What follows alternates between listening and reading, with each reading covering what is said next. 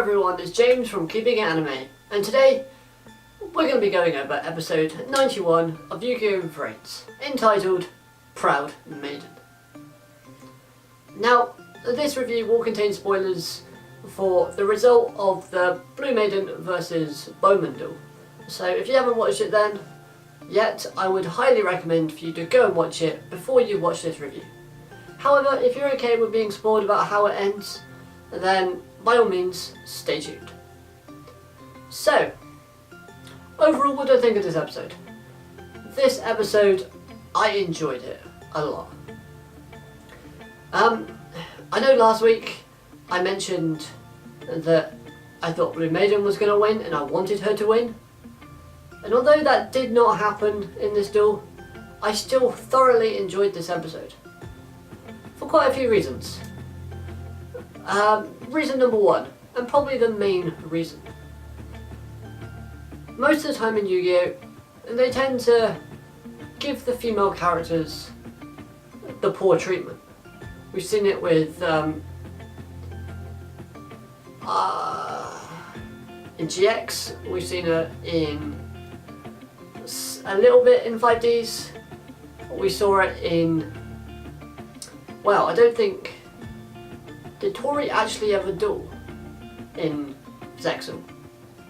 I don't think the main female actually ever dueled in Zexal. I think she was a support character. I think Rio was the main female that dueled. And then we saw it with Yuzu in Arc 5. So main female characters don't tend to get much luck when it comes to dueling. However,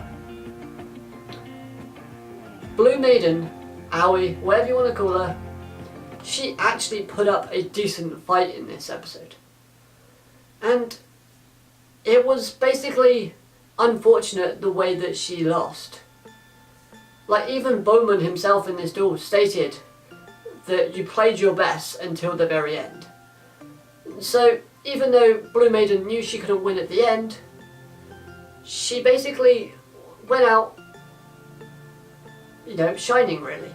Because had she had 3 extra links in her graveyard, she would have survived, and most likely would have won next turn, depending on her situation. Okay, so how do we get to that point?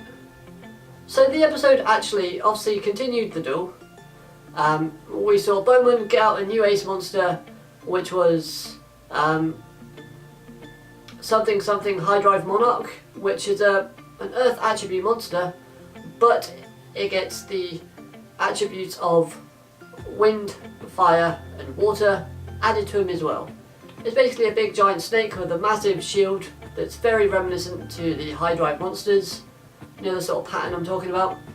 And it's basically got like 4 arms, a sword in each, basically.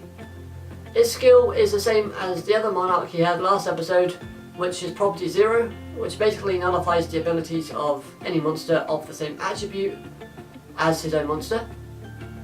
So that's a useful ability.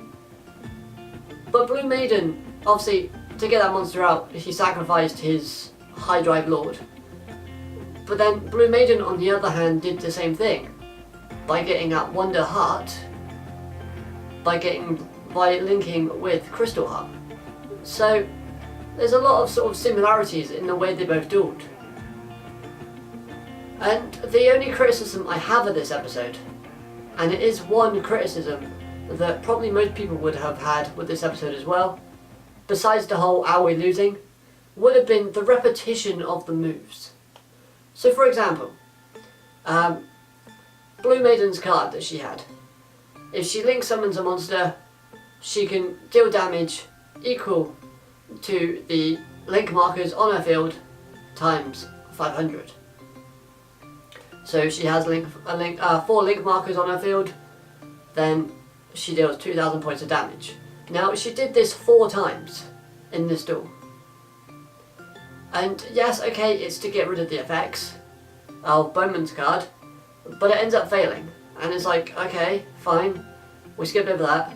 And then Bohman does the exact same thing by basically, with the ability that his new monster has, where if he attacks, regardless if it hits or not, Blue Maiden has to put one card from a field of the same type as his back into a graveyard, or put into a graveyard, sorry, and then he can attack again. Like, that actually happened a lot. So there's a lot of skills being repetized, if that's even a word, and that brought down the level of the episode a tiny bit. It was a little criticism for a brilliant episode. Now, the ending. Like I said, Blue Maiden lost. However, this ending actually add a bit of emotion into it. Because with Spectre losing, we had like the Knights of Hanoi, which are in the real world, kind of have a comment, I think, if they did, or if they didn't. That's a bit weird. And I think Revolver made a slight comment about it. However, Eisen was forced to watch this duel by Bohman. And because of Aui's courage and compassion and dueling ability, Bohman decided to let her say farewell to her brother, Eisen. Although Bohman never had a chance to say farewell to Haru. And this scene was actually somewhat emotional because of the music being played and the sort of images that were popping up on screen. So while Aoi was fading into data, I presume, or dying, however you want to say it, we had a holographic Eisen running towards her. And we get to see flashes of their past. So we get to see how Aoi was growing up with Eisen, and how much she's come and how much she's improved. I mean, Eisen was rooting for her this entire fight. There was a really nice scene, which you can see in the thumbnail of this video, of Aoi almost giving up until she somehow hears her brother shouting, "Don't give up, keep fighting." And it's a sibling bond, and that was the whole sort of message behind the episode and last week's episode. So that was a really nice send-off for her character, because last time she got killed off in the Knights of Hanoi attack, she face planted the floor, but this time she got a nice farewell hug.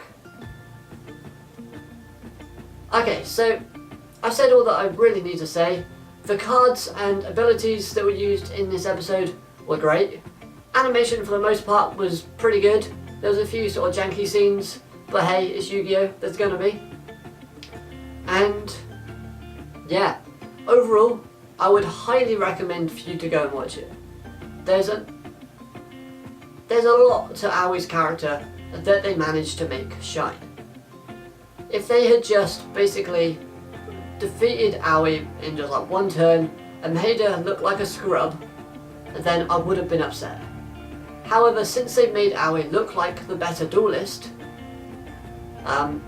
it's just the fact that Bowman's cards are massively overpowered,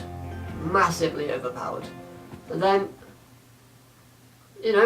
you can't win against overpowered cards like that. I mean, Bohman, like I said, had an attack power of 26,000.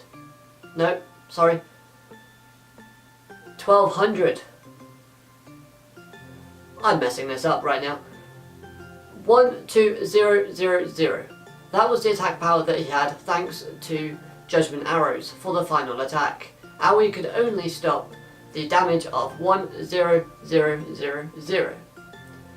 For some reason I found it hard to say, apologies, but now I'm starting to ramble. Like I said, brilliant episode, highly recommend for anyone to go watch it. If you can, watch the first part and the second part, both together. If not, you'll enjoy them separate. But other than that, I hope you've enjoyed watching it.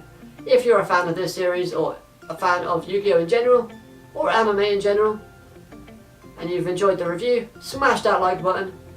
Dislike if you disliked it. Subscribe if you're new so you never miss a video from me.